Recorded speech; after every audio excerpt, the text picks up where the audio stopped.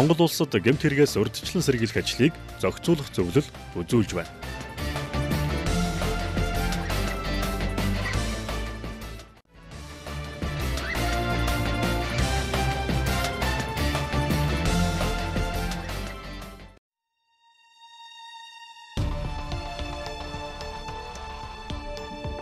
Хүүхдийн тусламжийн утсанд холбогдсон байна. За, тавьшраарай. За, хоёулаа танилцъя. Чамаахан гэдэг үлээ их чинь дөө. За. За, юу болсон юм? За. Дүүн хэдэн настай лээ? 5 настай. За. За, ихтэй хаягаа хэлээрэй, гэрийнхээ хаягийг.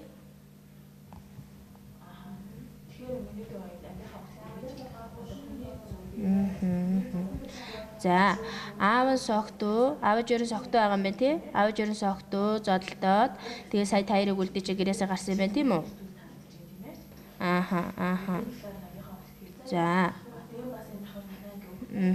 За, тэгэхээр ингэнэ хичээндээ сайхан тайвшраад, гүнзгий амьсгаа аваад тайвширч. Чи одоо яг зөв хүчтэндээ холбогдсон байгаа хгүй юу? Хүүхдээ ирэх хүүхд хамгааллын талаар мэдээлэл зөвлөгөө өгдөг үз. За, тэгэхээр их чиний асуудлыг ойлгосон. Одоо эндээс шуурхай дуудлагын багийнхан яваад танайг чиний сая өгсөн аягаар танайг гэрт очиод тайрын одоо аюулгүй байдлыг хангаад аюулгүй газар буюу төр хамгаалах байранд авчирна заа юу.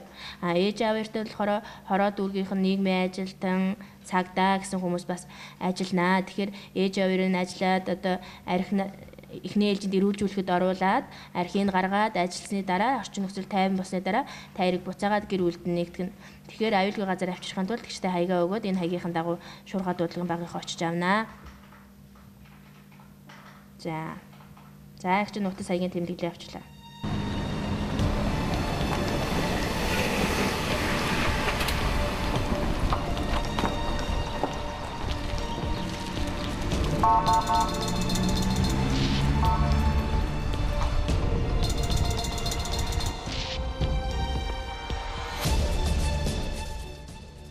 Өнөөдрийн байдлаар манай улсын нийт хүн амын 34.6%-ийг тэгээс 18 насны хүүхэд эзлэж байгаа бөгөөд хүүхдийн эрхийг хангах хууль ёсны ашиг сонирхлыг хамгаалах, гэмт хэрэг зөрчилөөс урьдчилан сэргийлэхэд гэр бүл эцэг бидний оролцоо хамгийн чухал. Учир нь хүүхдийн өв дэгш хүмүүжил, төлөвшөлт, гэр бүлийн халуун дулаан уур амьсгал нэн чухал төдийгүй аз жаргалтай бие биенээ ойлгодог, хүндэлдэг, сонсдог гэр бүлд хүүхэд бие бэлдар оюун ухааны хувьд өв дэгш хүмүүждэг байна. Яг өнөөдрийн байдлаар бол 108 утасны үйлчлэгээ бол үндэсний хэмжээний үйлчлэгээ үзүүлж байна. 21 аймаг 9 дүүрэг. Хаал Монгол улсын нутаг дэвсгэр дээр хүүхдийн эрх зөрчигдөж, хүүхд хүчирхийлэлд өртөж, хүүхд үл хайхрагдаж, хүүхдийн талаарх л одоо бүхий л асуудлыг дуудлагыг энд шийдвэрлэж, тэгээ харьяал байгууллага, хамтарсан баг, дүүрэг, тусгай мэдээлэл шуурхай албан руу шуурхай шилжүүлдгээрээ онцлогтой ийм үйлчлэгийг үзүүлдэг. За 108 үйлчлэгээний зөвхөн хүүхдэд утсаар одоо яаралтай үед нь дуудлага үзүүлэхээс гадна шуурхай алба дэрэгдэн ажиллаж байгаа.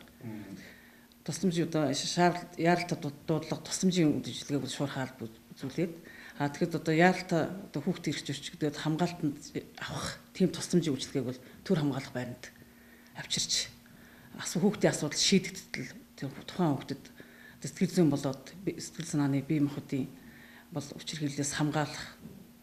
За тэгээд дээр нь одоо үйлчлэгээний бүхэл хэлбэрийг хамтж үзүүлждэг. За хоногийн дуудлага, үнэндээ дуудлага бол одоо бас харилцан адилгүй байд юм байна. Хоногийн өдөр шөнө, өдөөс өмнө хойшоороо ялгаатай, үд шөглөөгөөрөө ялгаатай, улирал цаг зуураараа ялгаатай. За тэгээд энэ болгоноос харалцаад ерөнхийдөө дунджаар бол одоо яг сүүлийн байдлаар бол хоногт 800-аас 1250 хүртэл орчим дуудлага.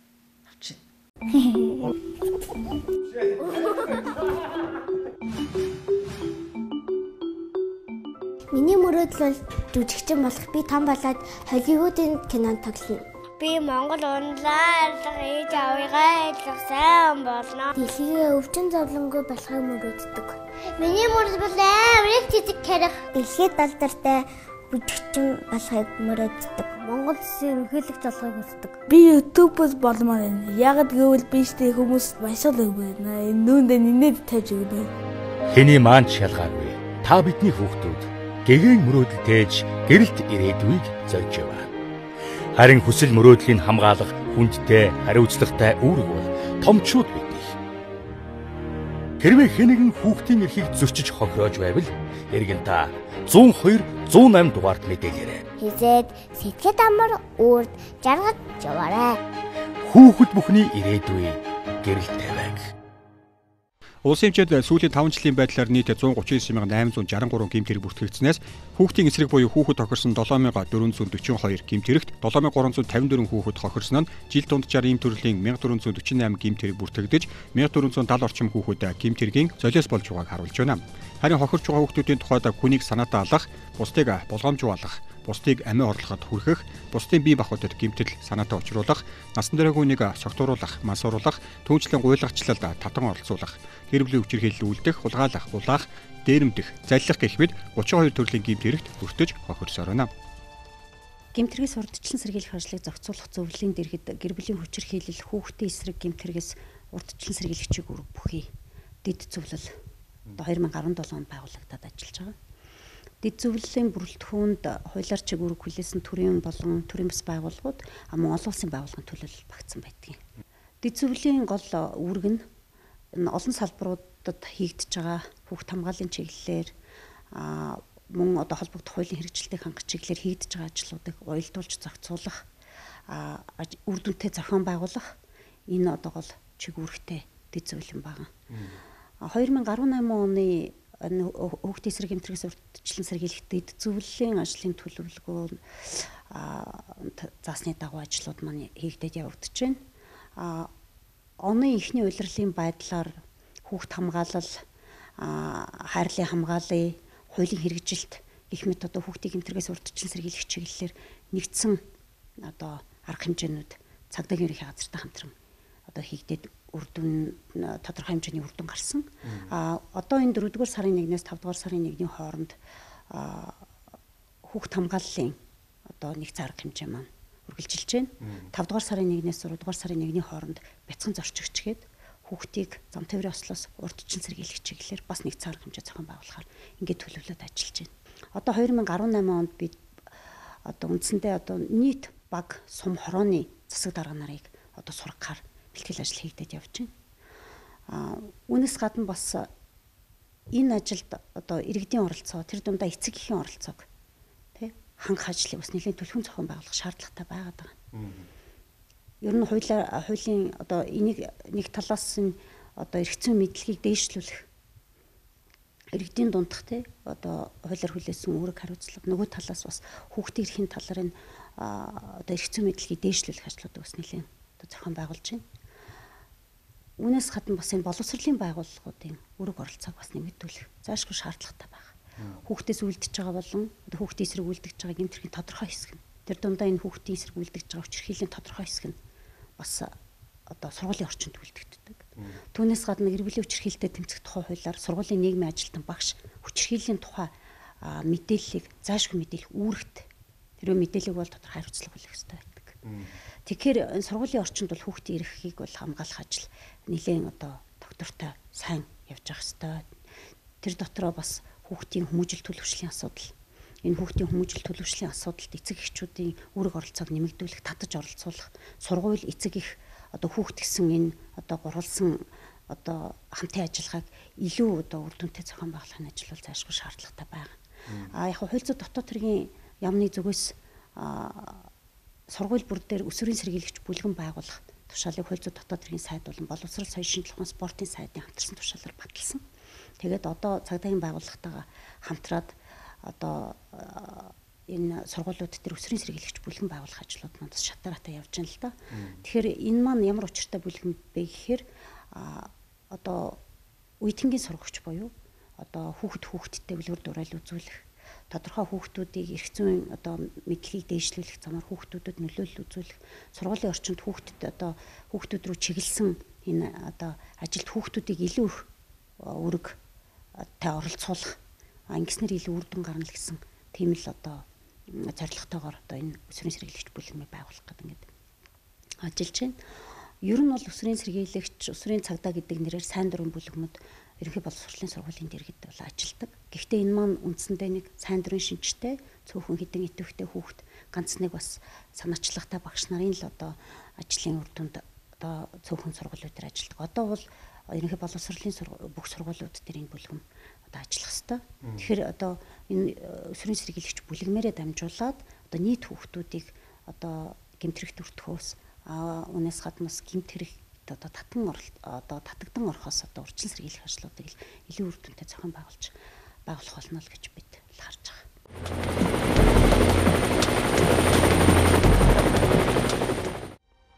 Улсын хэмжээнд сүүлийн 5 жилийн байдлаар нийт 139,836 гэмтэрэг бүртгэгдснээс насан туршаагүй этгээдээс үйлдсэн гэмтэрэг 5,150 буюу 3.7% нь эзлэж байна. Үүнээс 37% нь хөнгөн гэмтэрэг, 49% нь хүндэвтэр гэмтэрэг, 13% нь хүнд гэмтэрэг, 1% нь онц хүнд гэмтэрэг байна. Үүний улмаас 2013-аас 17 оны хооронд нийтдээ 2058 насан туршаагүй этгээд ял шийдвүүлснээс 1443 буюу 70.1% нь хорих ял, 67 буюу 3.3% нь хорихоос өөр төрлийн ял, 5488 буюу 26.6% нь хүмүүжлийн чанартай албадлагын арга хэмжээ авагдсан байдаг байна. Тэгэхээр насан туршаагүй хүмүүсээс үйлдсэн гэмтэрэг бол сүүлийн 5 жилийн байдлаар бага хэмжээгээр буурсан, харин хүүхэд хогсон гэмтэрэг бол өссөн юм үзүүлэлт харагдаж байгаа. За насан туршаагүй хүмүүс үйлдсэн гэмтэргийг яг ингээд судаад аваад үзэх юм бол хүний амь бие эрүүл мэндийн эсрэг гэмтэрэг, хүчиндэх, одоо хулгайлах, дээрэмдэх, танхаарах гэсэн энэ 5 төрлийн гэмтэрэг бол насан туршаагүй хүмүүсээс үйлдсэн гэмтэргийн 90% эзэлж байгаа жишээтэй. За тэгвэл хүүхэд тогсон гэмтэргийн байдлаас харахад бол хүүхэд бусдын амь биед одоо бие махбодод гэмтэл учруулах, хүчиндэх, дээрэмдэх, хулгайлах, за тээврийн хэрэгслийн хөдөлгөөний аюулгүй байдлын эсрэг гэмтэрэгт бол 70% нь эзэлж байгаа жишээтэй.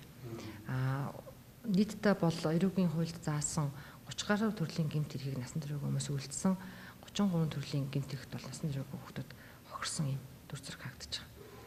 За гэмтэрэгт үйлдэж насан туршаагүй хүмүүсээс гэмтэрэг үйлдсэн насан туршаагүй хүмүүст оногдуулсан хорих ял, оногдуулсан яш итгэлийн байдлаар харж үзэх юм бол 70 гаруй хувийг, 71%-ийг хорих ял эдэлж байгаа. За хорих ял эдэлж байгаа хүүхдүүдийн дундаас яг хуу нэг 10% нь бол бичлэн эдэлсэн байх юм. Бусд нь одоо юу гэдгийг тэнцсэн гэдэг юм орхос өртөлийн ял, хүмүүжлийн чанартай албадлага арга хэмжээ авагдсан юм байдалтай зур зураг харагдаж байгаа. За гэмтэрэгт өтөд хохирсон хүмүүсийн хүүхдийн дунд 40 гаруй хувь нь бага насны хүүхдүүд буюу 14-өөс доош насны хүүхдүүд эзэлж байгаа. За тэгээд ер нь хохирсон хүүхдүүдийн судалгаагаар бол гэмтэрэг улмаас нас барсан, гэмтсэн хүүхдийн тоо сүүлийн 5 жилийн байдлаар өссөн юм хандлагатай байна. Энтэн анхаарал татаж байгаа топ баримт бол хүүхдийн эсрэг үйлдсэн гэмтэргээс хамгийн их тоотой нь хүүхэд хаях төөрүүлэх болоод хүчиндэх гэмтэргүүд. Тэр дундаа хүчиндэх гэмтэргийн хувьд төрөл садангийн буюу хамаарал бүхий этгээдээс гол төлөв үйлдсэн байх бөгөөд энэ нь хүүхдийн эсрэг үйлдсэн гэмтэргийн 76.4% эзлэж байна. Үүнийг нотлох нэг баримт бол өнгөрсөн онд бэлгийн хүчирхийллийн гэмтэргийн хохирогч болсон хүмүүсийн талаас илүү хувийг насан туршаагүй хүмүүс эзлэж байна. Уг гэмтэрэг нь 2014 оноос хойш байнга өсөж байгаа бөгөөд өнгөрсөн онд хамгийн өндөр буюу 32.4% өссөн байна. Зөвхөн энэ төрлийн гэмтэргийн улмаас сүүлийн 5 жилд 637 хүүхэд бие сэтгэлийн идэвхтэй хохирол амсжээ.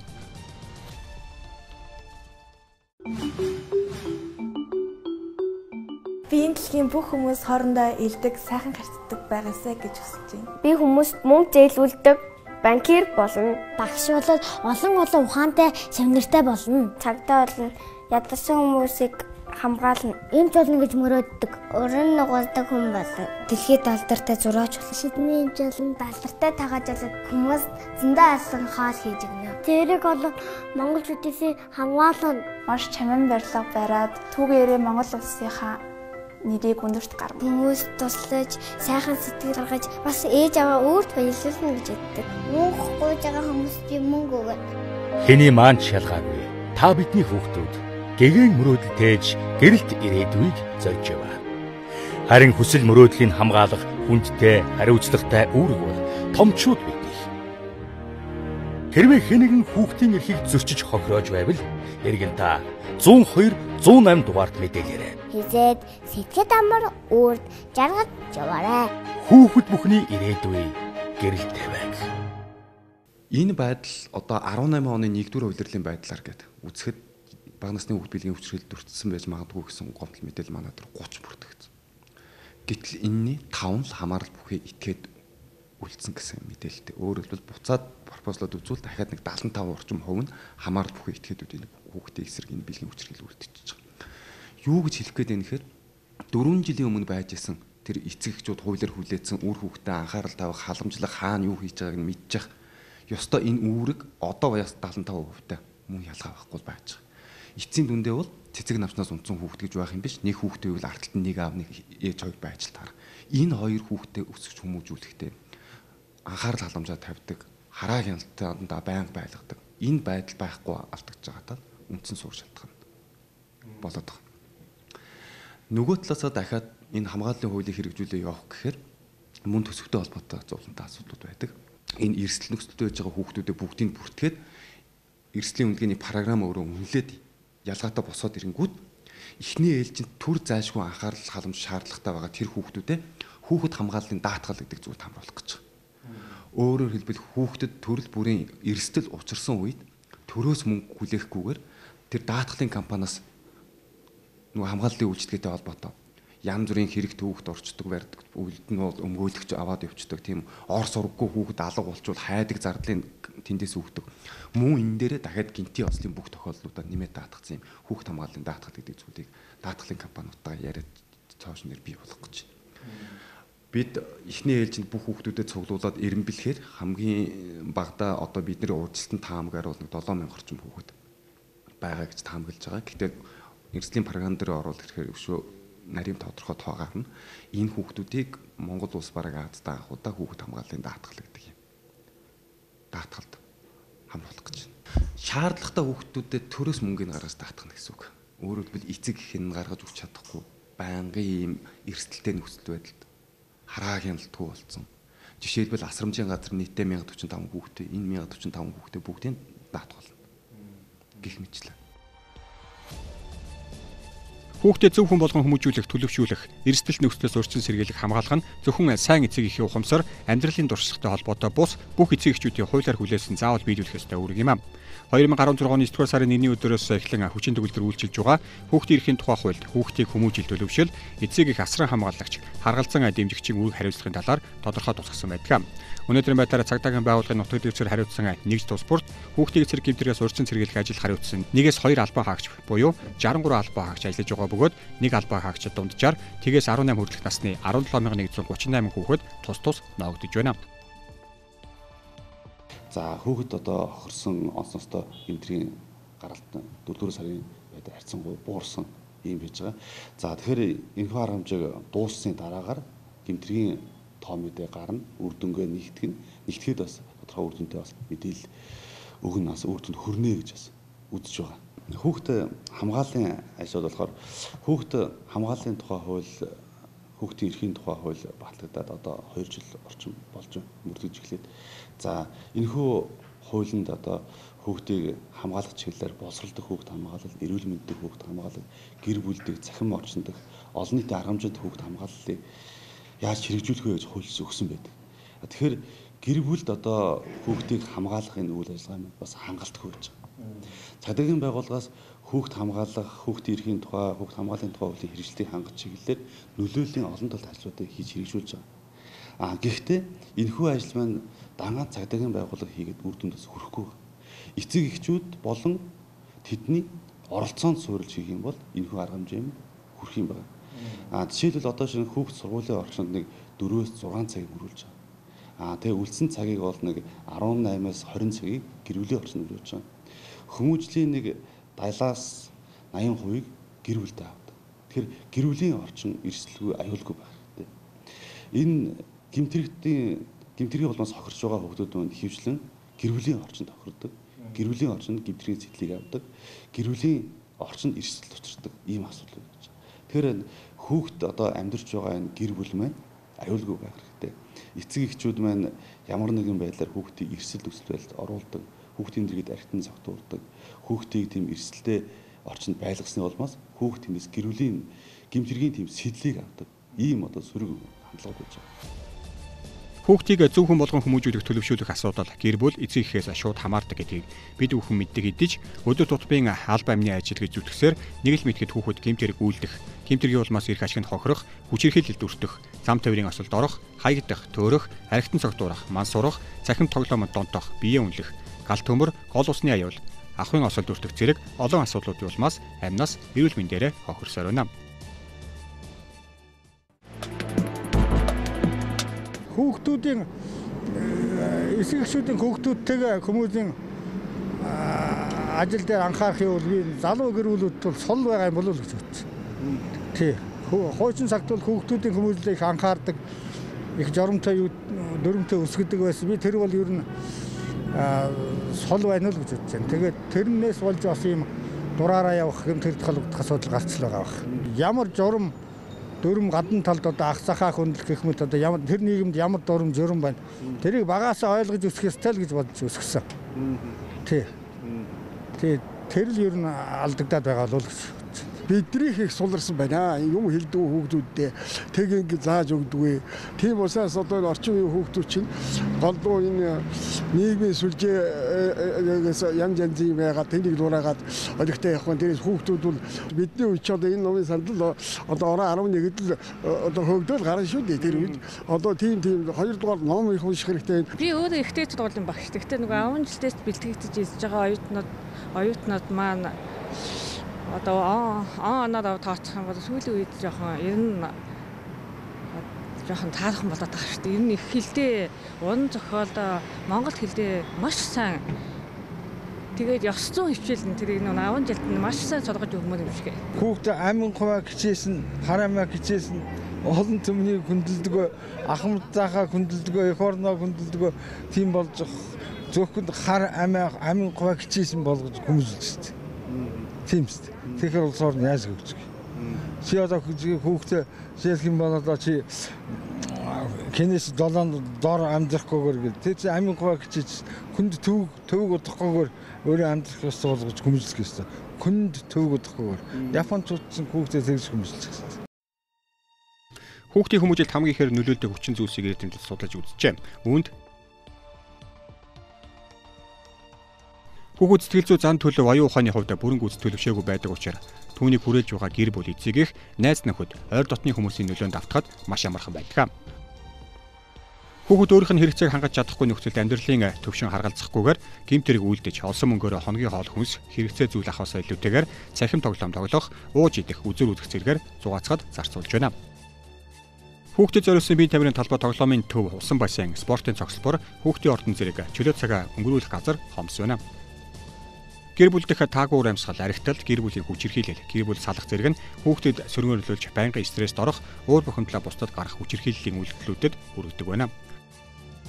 Ерөнхий боловсролын сургуулиудад иргэний боловсрол болоод амьдрах чадвартаа суралцах үйл ажиллагаа, хичээлээр сурагчдад гэмт хэрэг зөрчил, гэмт хэргийн хор уршийн тухай ойлголтыг тодорхой цагаар заадаг боловч хичээлийн агуулга нь өнөөгийн шаардлагатай уялдаагүй, багшлах боловсрол хүчин дутмаг зэрэг шалтгаанаар төдийлөн үр дүнд хүрэхгүй байгаа. Мэдээллийн технологи, захим орчим, гар утас нь хувь хүн нийгмийн амьдралд шин дэвшлийг авч ирсэн хэдиж энэ нь хүүхдийн тухайд садар сам хүчирхийлэл, гэмт хэргийн тухай санаа сэтэл өгч донтолд ганцаардыг бий болгох гол нөхцөл болдог байна. Хүүхэд аз жаргалтай гэр бүл эрүүл аюулгүй орчинд амьдарч альва хүчирхийллээс ангид өсөх ёстой гэж бид ярьдаг. Тийм ээ. Инхри үрсийн төлөө хүлээсэн бидний үрэг ердөөл энэ.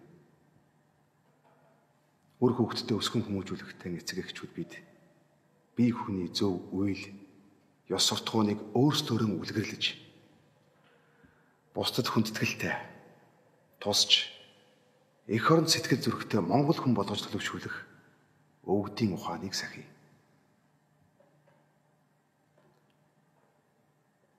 Ирэх цагийн эзэн эцэг эхийн үргэлжлэн болсон бяцхан үрсийн бие сэтгэл ёс суртахууныг өв дэгш хүмүүжүүлэх үүргээ нь өөрсдөө үлгэрлцгээе. Бүхнийг хүүхдийн төлөө.